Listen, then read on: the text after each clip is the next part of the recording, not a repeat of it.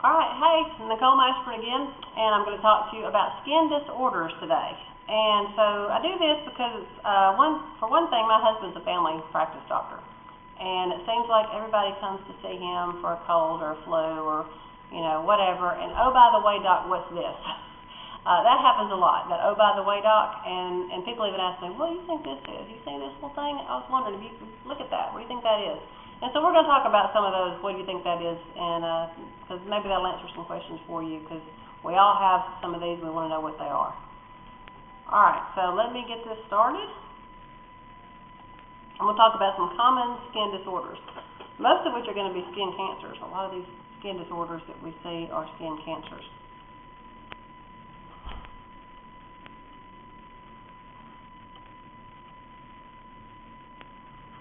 Let me blue. Alright, so many of the skin disorders I said are skin cancers. Luckily, most skin cancers or tumors are benign. And benign means they don't spread. Okay? So they do not spread. They just stay in one place. So they do not metastasize. So metastasize means to spread. So a benign tumor is one that doesn't spread. So most skin cancers are benign. And so they're not too life-threatening, but you still want to deal with them because you don't want to let any kind of skin cancer go untreated. Risk factors for skin cancer, doesn't matter the type of skin cancer, it's always the same risk factors. Overexposure to UV radiation, so excessive tanning, being out in the sun too much. But also frequent irritation of the skin. So if you tend to be in a workplace where maybe there's caustic materials, you always have things that irritate your skin, you're exposed to some kind of chemical reaction, chemicals that are harsh to your skin, like bleach, things like that, your skin will respond and try to defend itself, and sometimes that turns into causing you to form some kind of skin cancer. Most skin cancers, in order to deal with them, it's usually some kind of surgery. Most skin cancers need to be cut off or frozen using liquid nitrogen. You can freeze them. But there are some lotions. One is called Aldera. You can actually rub this lotion on some forms of skin cancer, and it will actually get rid of the skin cancer, and you don't have to have surgery or have it frozen off. When we talk about skin cancer, there's three main types. We have basal cell carcinoma, squamous cell carcinoma, and melanoma. Hopefully, you've already noticed something. Basal cell, squamous cell, melanoma. We talked about the epidermis, and it has those different types of cell types, the stratum basal, the stratum lucidum, all those different things we talked about. Squamous cell, melanocyte. Anything coming back? Okay. So these are cancers of those particular cells, or those particular cell layers. Basal cell carcinoma is the most common, but the least malignant. So it's the one that's going to least likely cause you permanent harm or permanent damage. Squamous cell is the second most common. It can turn into something that you need to really deal with.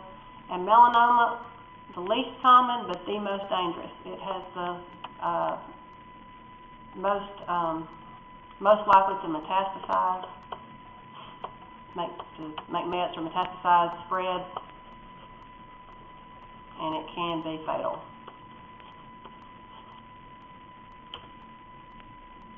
So basal cell carcinoma, that's stratum basal.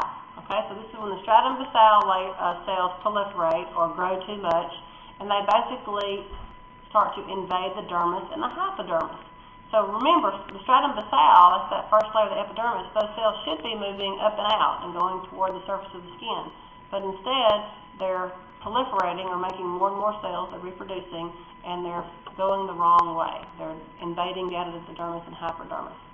99% of the time, you can just cut those off, or you can try Aldera. It works very well for basal cell carcinoma.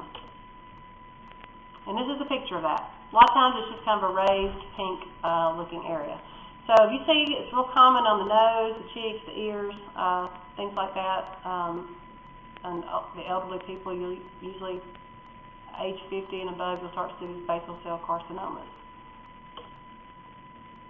Squamous cell carcinoma, this has to do with the keratinocytes of the stratum spinosum, and it's really common again on the head, especially the scalp of men who are losing their hair, their ears, lower lips, and hands. And people always say, why their ears? Well, think about, especially in the South, all you guys with your ball cap on, and your ears are sticking out. The women, we have hair over our ears, okay? But the guys with ball caps, their ears stick out, and it's commonplace to see squamous cell carcinoma. Good prognosis, it can metastasize, but if you treat it early, it's a good prognosis. You'll get rid of it, no problem. And this is what a squamous cell looks like. It's going to be that kind of pinky color, more irregular, a little more kind of bumpy looking, and maybe have a little discoloration to it. So when we talk about melanoma, you'll notice it's kind of draws your attention. You want to say, warning, just kind of starting to look like a melanoma. So if you see anything that starts to look, kind of irregular with some color in it, you want to start thinking, is that squamous cell or melanoma, so that you can go get it checked out. The doctor can look at it and decide what needs to be done. So squamous cell looks kind of like the beginnings of a melanoma. The melanoma is the melanocytes, and it's highly metastatic. That means it spreads. It's resistant to chemotherapy. Just about always has to be surgically excised or surgically cut out. The thing about melanoma, when you have a basal cell or a squamous cell, so this is like basal cell or this is a squamous cell, you can just cut those out, just freeze them or cut those off, and it's usually not a big deal. With a melanoma, you have to cut an area at least 3 times the size of the melanoma, and you have to go about twice as deep to get rid of it, so that it lessens its likelihood of spreading. So you usually wind up with a really big hole wherever the melanoma was and really bad scar. So it's not a pretty surgery when you have to have a melanoma taken off.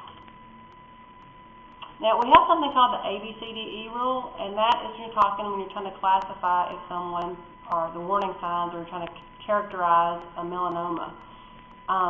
When you're looking at someone's moles and you're trying to decide if they have a melanoma, you want to use this rule, and you want to basically characterize the mole, and it kind of lets you know maybe it's melanoma. And what you're looking at is A for asymmetry, B for border, C for color, D for diameter, and E for elevation. Asymmetry, you want to see, does it match? Is it a perfect circle, or does it have is it asymmetrical? Border, is it smooth, or is it kind of indented? The color, is it uniform color, or it's got multiple colors? It could be red and blue and black and all different colors. Diameter, how big is it? Is it bigger than a pencil eraser? Is it elevated? Is it raised?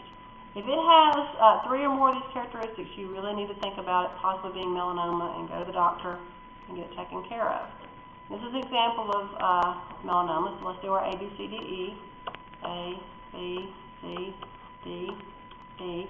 Asymmetry. It is asymmetrical. It's not a perfectly round circle. Okay, so it's asymmetrical, so it's checked. B, border. Does it have a smooth border or a irregular border? It's very irregular. Check. C, color. Is it a uniform color, or does it have different colors? It's got some red, some brown, some black, multicolored. Check. Diameter. Is it bigger than 6 millimeters?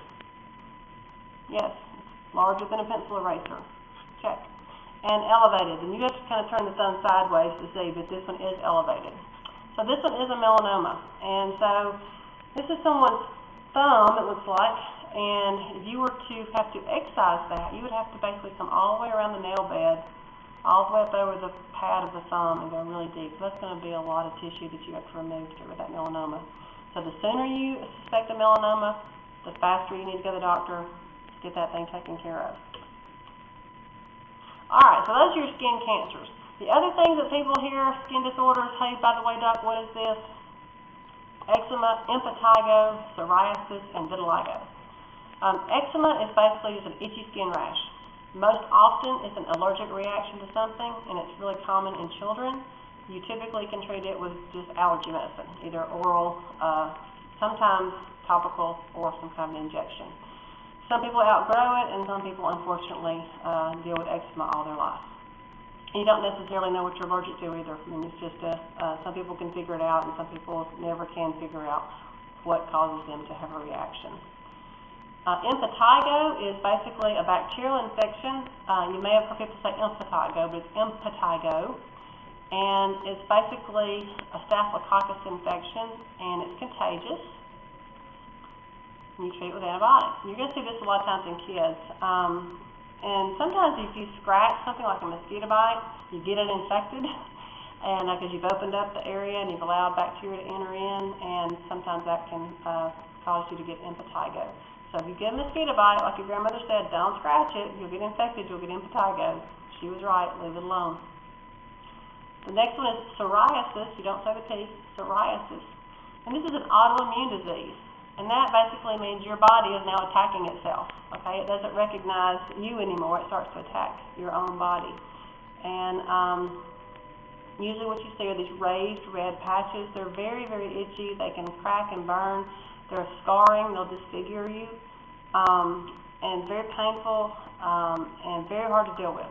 And because it's autoimmune, there's not a whole lot you can do. You can give cortisones, which are steroids, to try to treat the symptoms, but you can't really stop the disease. So not a fun one to have if you have psoriasis.